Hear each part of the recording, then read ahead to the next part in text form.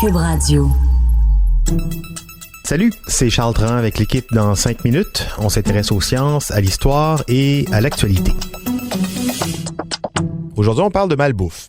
Diabète, obésité, cancer, hypertension, insuffisance cardiaque. De nos jours, la malbouffe est accusée, avec raison, de tous les maux. Au-delà de ses impacts physiques, plusieurs avancées ont été faites au cours de la dernière année sur les impacts qu'a la malbouffe sur le cerveau et plus précisément sur celui en développement des adolescents. Quels sont ces impacts? Voici Myriam Lefebvre. Une récente recherche menée par la Western University en Ontario démontrait tous les impacts de l'alimentation sur la modification et le développement du cerveau à l'adolescence. À l'adolescence, le cerveau est en pleine croissance, tout comme le corps. Et le jeune acquiert aussi de plus en plus d'indépendance et d'autonomie. Ce qui lui permet de faire des choix sur sa nourriture, pas toujours de bons choix, on peut se douter. Boissons énergétiques, chocolat, croustilles, pas besoin d'aller bien loin aux alentours des écoles pour être influencé par la malbouffe. Ce qui se passe dans le cerveau à l'adolescence est bien intéressant. Les connexions entre différentes régions du cerveau et les neurones individuels sont en processus de renforcement. Même que le cerveau d'un ado est malléable en raison de sa neuroplasticité. Malléable, un peu comme de la pâte à modeler finalement. On dit neuroplasticité ou plasticité cérébrale pour décrire les mécanismes par lesquels le cerveau réussit à se modifier dans des phases d'apprentissage. On peut aussi dire que c'est l'adaptation de nos neurones durant les expériences qu'on vit. Ça veut dire que le cerveau de l'ado est hyper réceptif et vulnérable aux changements par son environnement, donc par l'alimentation. Et ces changements-là peuvent rester programmés bien après que le développement du cerveau soit terminé. Si un ado apprend à se nourrir de croquettes, de cheeseburgers et compagnie, son cerveau va l'enregistrer et il risque fort probablement de lui demander des croquettes bien plus tard dans sa vie aussi. Là où il faut faire d'autant plus attention, c'est que le cortex préfrontal d'un humain, c'est-à-dire la zone clé du cerveau pour le comportement et la prise de décision, n'atteint pas sa pleine maturité avant le début de la vingtaine. Bref, l'ado ne prend pas toujours de bonnes décisions. Il va souvent se faire influencer ou avoir envie de se récompenser par quoi? Par des sucreries, des aliments riches en calories. Petit cercle vicieux ici. On se récompense par une poutine.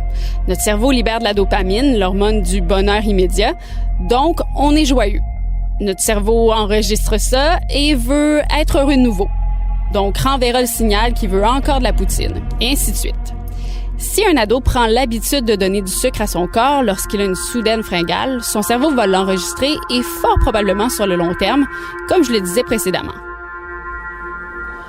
En 2019, il y avait plus de 150 millions d'enfants obèses dans le monde.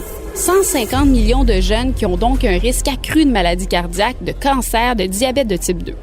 On dit que si la tendance actuelle se maintient, 70% des adultes de 40 ans pourraient avoir un excès de poids ou être obèses d'ici 2040.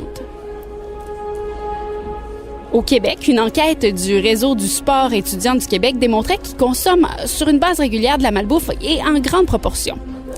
76% des jeunes sondés consomment des sucreries sur une base régulière et 64% des jeunes consomment des collations salées sur une base régulière aussi. On dit aussi que moins de la moitié des adolescents mangeraient des fruits de façon quotidienne. Même chose pour les légumes, seulement 55% des ados disent en manger chaque jour. Ce qui nous pousse à croire que les mauvaises habitudes quant à la malbouffe sont plus enracinées dans notre culture qu'on peut le penser et que les jeunes ne mangent pas très bien. Si on élargit le sujet du cerveau humain, pas juste chez les jeunes, des études ont démontré d'autres impacts de la malbouffe.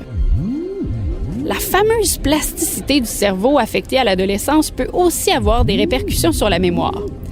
Comme la plasticité aide à créer des souvenirs et des apprentissages, manger de la malbouffe peut entraîner des troubles de mémoire à court terme et à long terme. Aussi, on dit que seulement 3 jours de malbouffe sont nécessaires pour provoquer une inflammation de l'hypothalamus. L'hypothalamus, c'est une petite région du cerveau qui a un lien avec la faim, la soif, le sommeil, la température corporelle. Bref, 3 jours de malbouffe pour provoquer des dérèglements sur le sommeil et un sentiment de faim bouleversé. C'est un peu ce qui explique qu'on se met à avoir toujours faim après quelques jours à manger des cochonneries. Et puis, la malbouffe rend triste. En mangeant de la malbouffe, le nombre de neurones fabriqués par l'hippocampe, une des parties les plus importantes du cerveau qui est responsable des émotions et de la mémoire, est réduit.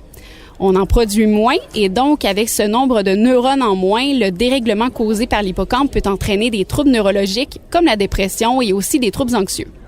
Moins de neurones, plus de tristesse, plus d'anxiété, plus de dépression.